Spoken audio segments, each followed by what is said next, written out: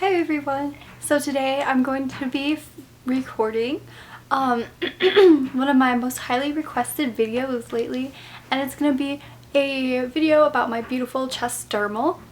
And I'm really excited to be filming this video because that means a lot of people are asking and have a lot of questions about the piercing instead of just going and doing it. They want to know like a little bit about it, and so yeah, I'm excited to share all of my dermal knowledge with you today. Right off the bat, I want to apologize if I start hysterically coughing during this video. I do have bronchitis, which is why my voice is kind of weird and like raspy and disgusting, but I'm trying to be audible so everyone can hear me clearly. So yeah, just want to get that out of the way before someone comments and it's like, why the fuck does your voice sound like that? I'm sick as hell, dude, that's why. Okay, so first off, you're probably asking, like, what the fuck is a dermal? A dermal or microdermal anchor is pretty much like any other piercing, but instead of going through something, it sits underneath your skin. And you can get a dermal in one of two ways. The first way that you can do it is a punch, and it's basically just like a hole punch but for skin, and it takes out a chunk of your skin. And then the second way that you can get a dermal is the hollow needle way, and that's the way that my piercing artist did on me. So I'm going to be talking about this method in my video because I do not have any experience with the dermal punch. I know in a lot of places that a dermal punch is illegal, and a lot of places do not offer it, so I'm pretty sure in those areas that you can still get a dermal because it is you're able to do the piercing with a hollow needle. The jewelry, I don't have any to show, but it does have one longer side and a shorter side, and then it does have like a little place for you to screw in the jewel that shows through your skin. Everything is underneath your skin, and you can very much feel it under like your skin because it is not put into your bone. Like, that's what one of my cosmetology teachers thought, and I'm like, no.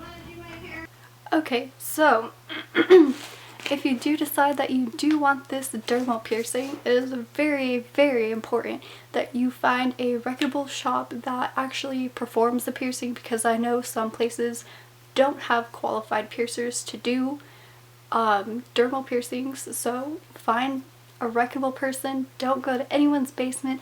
None of your friends can do this because it is fucking under your skin. Like, under your skin. Please get it professionally done.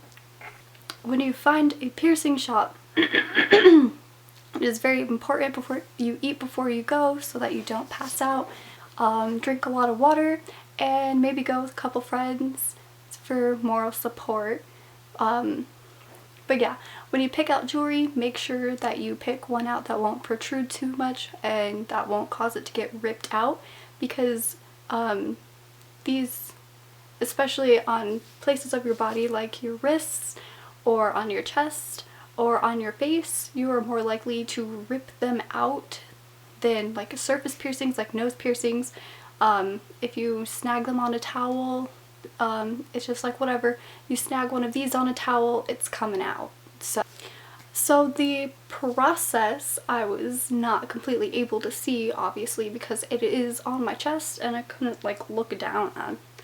But basically what they do is they pinch your skin, and then they make like a little pouch for the longer side of the dermal plate to go into your skin, and when they do that, they shove some jewelry into it. The longest part of the entire process was planning out where I was going to put it, because the artist had me do some weird stuff like this and like this, and like look up and look down to make sure that it wouldn't be in an inconvenient place for my body. Everybody's body is different, so you may not be able to get the dermal in the same place as I am, especially like women with larger breasts. It is very hard to find a place to put them, so if you have really large breasts you may not be able to get a chest dermal. The overall piercing pain, it was a 2 out of 10. I had no clue what the piercing artist was doing, and I was just kind of like waiting there, just like I felt him pinching my skin and I didn't think anything of it. But again, I do have a really high pain tolerance because I have tattoos and I have other piercings. So this one was just like a walk in a park. I feel like my belly button piercing did hurt a lot more than the dermal piercing, and the most painful part of this piercing was definitely putting the jewelry in, because I do have a opal inside of as my dermal jewel, and because this is natural stone, my artist did not want to shatter it, and this was actually the last pink opal that they had, so he had to be super careful. And then yeah, the most important thing about this is that these piercings are not permanent. They will eventually reject, or they will eventually be ripped out. So you always need to keep that in mind before getting one. This will not be here forever. If it does start to reject, or if it hurts like a lot of like a great time after you got it, you may want to go back to make sure that nothing is wrong, because this is in your skin and you don't want to cause any other like health problems from it. And I think this is like the easiest piercing to clean because it is just straight on my skin. All I do is I take like a little medicine shot glass thing, put some sea salt water and warm sea salt water and flip it over on my chest and just watch some TV. So yeah, that's all I really have to say about my dermal piercing and the process. If you have any more questions, please leave them below and I will answer any and all questions that you have. Thanks so much for watching, guys.